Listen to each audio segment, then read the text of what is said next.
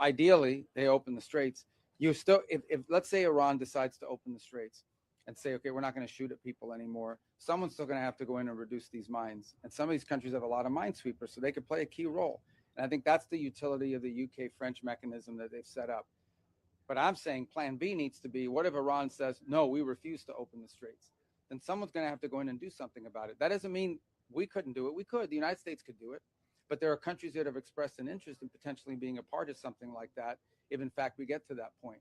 We don't need their help, but they're willing to do it. And I think we should take them up on it if they are.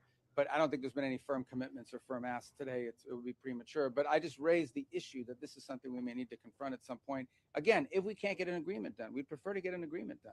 Another Go ahead. Swedish question, please. Yes, Uh, it's your in country. I have to. bilateral with the Swedish administration today, what was the most important outcome of that meeting? With your administration here? Yes. Oh, first of all, well, I told them what I told you. They did a great job of hosting this, and they've been a model ally, really a tremendous addition to NATO. Beyond that, we are cooperating. We have for a long time cooperated on issues of technology and so forth. As an example, Ericsson's a very important company. It's one of the only companies in the world that can compete in 5G and 6G with Huawei, for example.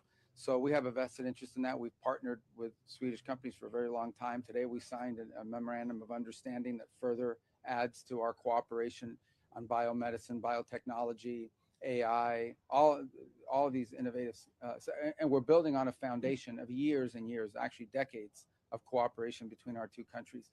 In fact, that the first country in Europe that signed on to Pax Silica was Sweden. So we have already sort of a pre-existing relationship when it comes to collaborating on innovation and in technology that just makes it logical to build on. And that's what we worked on today. And that I think is very meaningful, what we signed today, because I just think it's going to give further impetus to what we've already done in the past together. President Trump and President-elect Xi of Taiwan if that happened? And Would I do what now? would you join a call between President Trump and President-elect Xi of Taiwan if that call happens? And can you tell us if preparations are underway for that as the president? Yeah, I don't have any news on that for you today. I don't.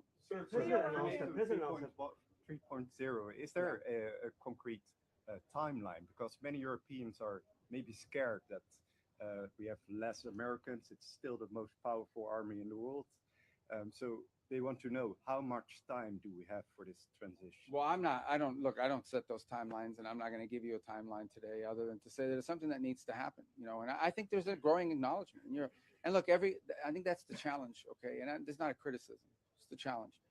Even though this is a coalition in terms of NATO, and even the EU is still a collection of individual states who all have different politics and all have different budgets and all have different political considerations. And understanding some of these countries have done a lot already and are doing, well ahead of schedule, and others not as much, and for a variety of reasons. And so that's always the challenge with this, is that it's at the end, even though it's an alliance, you're dealing with, individual countries who have their own political dynamics at play. And but look, it can't take forever, because ultimately there are decisions we need to make in terms of our own global force posture. Can you talk about the role of Qatar in terms of negotiating an end to the Iran war? There's some reporting today that a Qatari delegation negotiating team is in Tehran coordinating with the U.S. on trying to bring the war to an end. Well, the primary interlocutor on this has been Pakistan, and it continues to be, and they've done I think an admirable job, and that's who we continue to work through. Obviously, other countries have interests, because especially Gulf countries that are in the middle of all this may have their own situation going, and we talk to all of them. But I would just say that the primary country we've been working with on all of this is Pakistan, and that remains the case. And it's my understanding he was supposed to go yesterday, but it could be as early as today, that Field Marshal Munir could be traveling there very, very soon. And we're in constant communication with him at the highest levels of our government, are constantly talking to him. The president announced that. Do you think that? Sorry, sir. Do you think that the administration has to respect its 76,000 threshold troops deployment, U.S. troops deployment in Europe, or set by Congress, or do you think you can go below that? Below the 76,000 troops. You're asking me a legal question, like of our laws, or no? We need to. The United States has global military commitments. We've made commitments to South Korea, to Japan, to other places as well. We're constantly reevaluating the threat matrix in the world. Where could a conflict emerge? Are we properly postured, and so forth? And so this is always the work. Every department of war, every Pentagon, over every administration has constantly had to reevaluate these things. And so, we'll continue to reevaluate. That's been an ongoing process. It started from the first day of this administration and throughout it in coordination with NATO countries. So none of this is surprising, although, obviously I understand why it creates some, nervousness. But I think there's a broad recognition that there are going to be eventually less U.S. troops in Europe than there has historically been, for a variety of reasons. In fact, there was a surge after for example, the movement of troops from Germany that was announced a week ago. The Germans didn't freak out about it because they knew it just took us back to the 2022 numbers, and it was, I think, a reduction of less than 11 or 12% of our total presence there. And understand sometimes when these numbers come out, these aren't just people with guns. These are support staff. I mean, there's all kinds of other things. These aren't just fighters, war fighters necessarily. They're all the support that comes with it. So although they may be in uniform. And so nonetheless, I mean, but that's always going to be an ongoing process. All right, I do have to run, so a couple more. On that The line, what? role for NATO to play when it comes to the situation in Cuba? NATO's far from Cuba. I know. Mr. Secretary, We haven't talked about that at all. What do you see as Sweden's role within NATO? Important. I mean, Sweden's been an incredible addition to NATO. Understand, there's a country that basically had to defend itself for a very long time, but it has a robust and mature manufacturing sector, industrial sector, technology sector. So look, this is not a criticism, so I don't want you guys to read into this as like I'm criticizing some country, but generally, the additions to NATO have been countries that joined because they were in a weak position, and so they joined because they needed the collective strength of an alliance. But when we added the two countries, Sweden being one of them, these are two countries that brought to the table capabilities that NATO didn't used to have, and with whom we've already had long-term defense agreements for a very long time in cooperation. So Sweden was an incredible addition and made the alliance much stronger, no doubt about it. And especially now we're talking about, one of the things we talk about is the defense industrial base. I mean, Sweden had a mature defense industrial base that it now brought into NATO. So the opportunity, we already work on aircraft together and so forth. The ability to build on that is extraordinary. And that's one of the things we want to be able to do. And beyond defense, on other areres that touch on defense, but maybe are not defense directly. Mayor All right. Ryan, Mr. Secretary, that there Did you get a question? Only one. I know, but this guy's greedy. All right, this is my last one. I apologize. I got to fly to India. Go ahead. Greenland and the Arctic. Have you been discussing that? We had an Arctic. Well, we didn't discuss Greenland today, but we had an Arctic meeting today of the 7 countries, and very positive. We'll have a joint statement. I don't know if it's out yet. It should be out in a moment. And I think there's a growing. Although this is an effort that's pre-existed, I think there's a growing commitment to make it a regular part of our engagements as NATO is to focus on Arctic security for obvious reasons. We're an Arctic nation. We're always going to be focused on the Arctic. It's great to see that other countries are part of this effort now, and that it's going to play a more prominent role. The Arctic is going to play a more prominent role in NATO and in discussions around NATO. So we had our political officers met a few days ago and worked out a lot of details on the joint statement, and that we had a foreign ministers meeting today and potentially a leaders level meeting at some point on it as well. So it's a good forum within NATO, and I thought today was very positive, and the joint statement should reflect that. Okay, I said that was about. I'll do one more because I'm nice. I'm a nice guy. The president announced 5,000 troops This going. guy is unbelievable. I apologize. All right, I'm going to do one more, and then I'll do you because you're so persistent. Go ahead. Thank you. Have the peace negotiations under American leadership in Ukraine stalled? Do you think Europeans? Yeah, the peace negotiations on Ukraine under American leadership. Let me just say, we got involved, okay, because we were told we were the only ones that could do it. We were the only ones that the Russians and the Ukrainians would talk to. So we got involved. They were not fruitful, unfortunately. That's the play.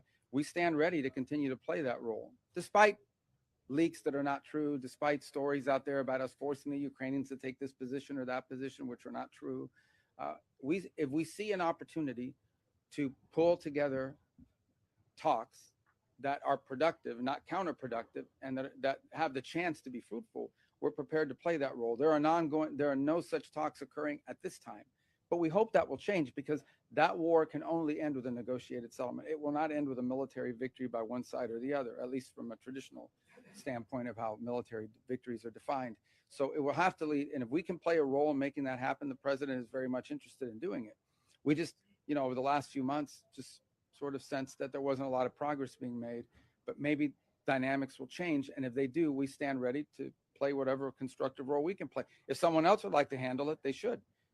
But it doesn't appear to be anybody else in the world right now that can handle it. So we're more than happy to do that if the opportunity presents itself to have constructive and productive talks. We're also not interested in getting involved in an endless cycle of meetings that lead to nothing.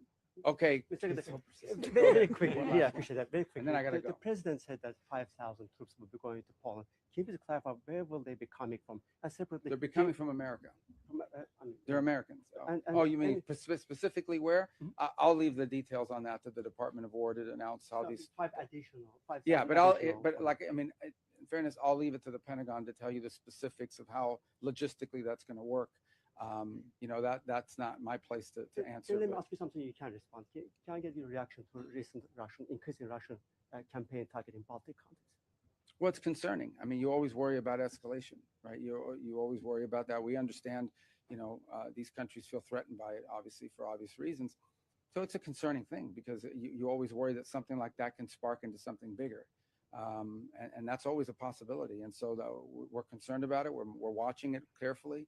We're obviously engaged with our allies in NATO on that regard in terms of what's happening, and we keep up to date. But the underlying response to your question is we're concerned about it because we don't want it to lead to some broader conflict that can really lead to something far worse. The Iranians today said, Mr. Secretary, that there's some forward movement. Yeah, I said the same thing. I can't believe I said the same thing that the Iranians did. There's been some progress. I wouldn't exaggerate it. I wouldn't diminish it. There's more work to be done, but look, yeah, there's been some, you know, and that's a good sign. I'm glad they said that. We're not there yet. I hope we get there. The president would prefer to do a good deal, but you asked me if I'm optimistic. I don't characterize it as optimistic or pessimistic. We're going to respond based on the facts as we see them and as they emerge. So what the president has outlined as his priorities are clear. Iran can never have a nuclear weapon. The issue of highly enriched uranium has to be discussed. Its disposition has to be dealt with. And of course, the issue of future enrichment has to be dealt with as well. Those are the core pillars of any sort of agreement, in addition to opening the straits, of course. So I think there's been some progress, but we're not there yet. And hopefully that'll change. It may not. Honestly, it may not. We're dealing with a very difficult group of people. And if it doesn't change, then the president's been clear. He has other options. He prefers the negotiated option and having a good deal. But he himself has expressed, you know, concern that maybe that's not possible. But we're going to keep trying. I know our guys are still working on that very hard. So, all right, guys, thank you. Thank you, sir. Thank you. U.S. traveling press, we've got to get out of here.